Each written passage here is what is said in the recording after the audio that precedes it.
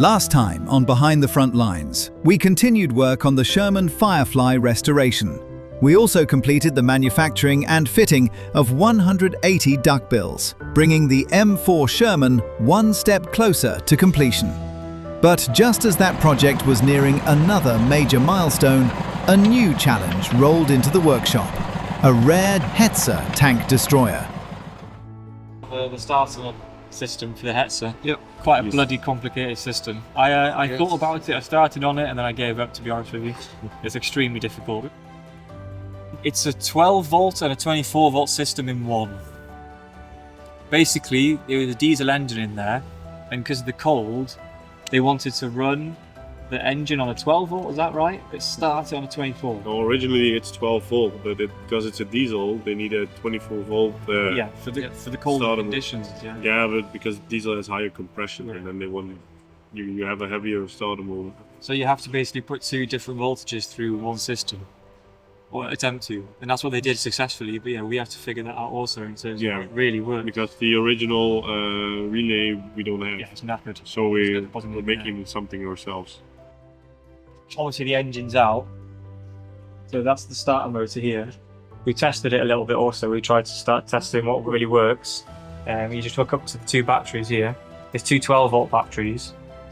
Previously we were also always having to start it from the commander's position. He sits here, but now we've managed to hook up all the system correctly and successfully have it running from the driver's position, which was something we hadn't done before. We had serious problems on these brake drums here, so all these springs now, etc., they've all been replaced or used good ones. All these springs in here, we replaced them on that side, I believe. So we've cleaned everything up and made it all nice. All the drums are clean, and so yeah, now it should successfully steer left and right, basically. Of course, restoration isn't the only thing we do here, because keeping history alive doesn't just mean rebuilding vehicles, it also means keeping them running. This week, a customer brought us his World War II Halftrack for maintenance, and before any work begins, there's one important first step: a test drive. There is, however, one small problem: the Halftrack won't start. Which is unfortunate, because a test drive generally works much better when the vehicle is actually capable of moving under its own power. So, before we can hit the road, we first have to find out why this wartime machine has decided to stay exactly where it is.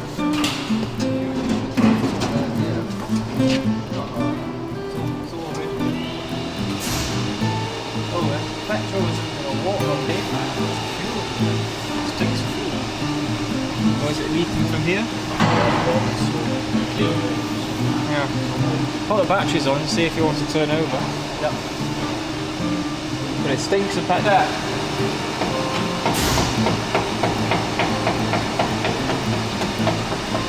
Yesterday it moved, now it doesn't.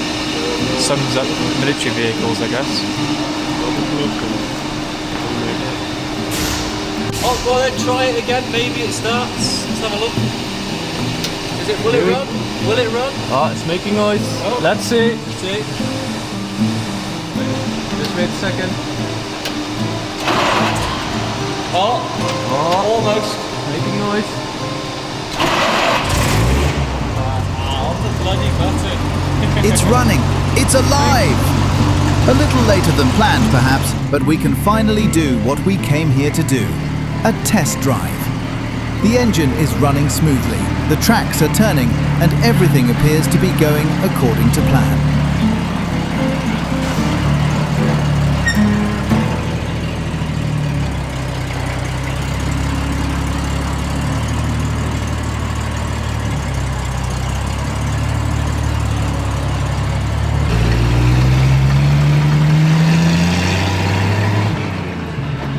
But the moment Eddie and Vincent drive past, something catches our eye. The front wheel doesn't look quite right. In fact, it appears to be moving far more than it should. Now, on most vehicles, a loose wheel is bad news. On a World War II half-track weighing several tons, it's the sort of thing that gets your attention very quickly. It looked quite concerning, to be honest, that's why. Cheers.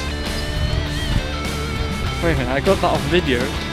Around here now, you'll see the wheel.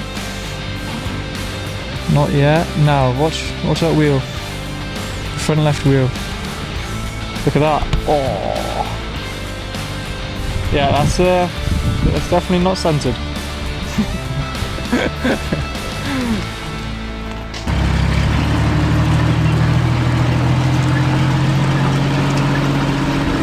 So, before this maintenance job can be considered complete, it's time to get the Halftrack back into the workshop and find out exactly what's going on. But first, there's one more job that needs to be completed on the M4 Sherman.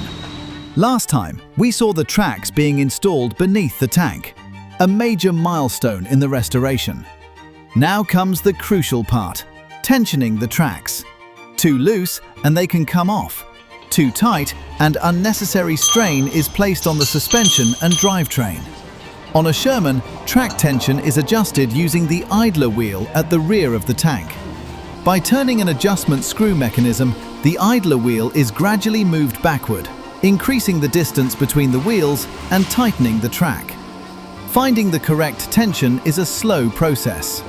The adjustment screw is turned a little at a time. The track is checked and then adjusted again. It takes patience, experience, and a fair amount of effort to get it just right. But when you're dealing with several tons of tank and steel track, getting it right is worth the time. Yeah, perfect. With the tracks tensioned and the M4 Sherman finally back on track, it's time to turn our attention back to another project in the workshop. The Sherman Firefly restoration is continuing alongside the M4, and there is still a considerable amount of work ahead before that vehicle is complete. So, what are the next steps? I'm going to make the fuel tank straps. It's also a little bit make it how you will. I know how they should look. Basically, the fuel tank sits in the side of the Sherman hull, and in the hull, these are bolted in into a fixed position on the hull. There's 4 of them, 2 per fuel tank. And then somewhere along the length of this metal, he sits like that. So eventually, this will be welded to this part, and then you drill 2 holes so that you can bolt it through the hull. But now, I have to make the nice, beautiful bend. The ones we had that came with the vehicle were unusable. So we just basically copied the length and then said, let us bugger it and do it ourselves. So I know that there should be a gap roughly here, about that much. Then there's other parts in the shelves here that we have to weld onto the end. And it's simply just a bolt and a nut. And then when you bolt and nut it together, it tightens it and clamps it, and yeah, it shouldn't move, given that I make this tight enough around the fuel tank. So I'm going to estimate this about there, and I'll make equal for both pieces because there's 2 straps per tank. So we'll just go with that. I think that's a bit short, a bit longer. We've seen multiple examples and they're all different every time, so this is kind of a custom part for Sherman. Well, I believe so.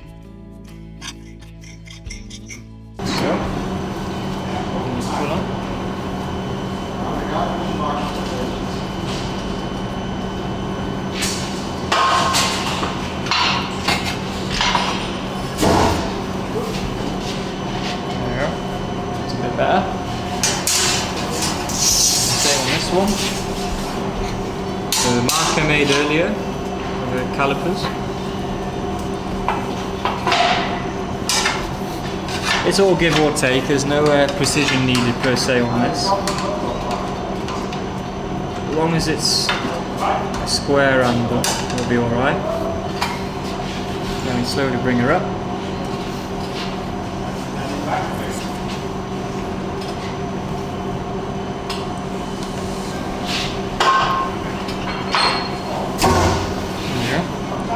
Nice. So these 2 should be more or less the same height. Now we can go and bend it around the fuel tank.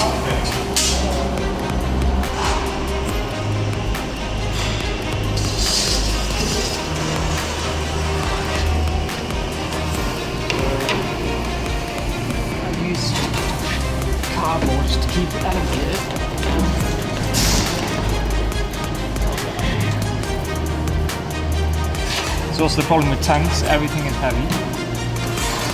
That's how we should go. The other one will be the same height. And now, we just bend the whole thing over by hand, hopefully. If we need heat, we'll pop some heat in.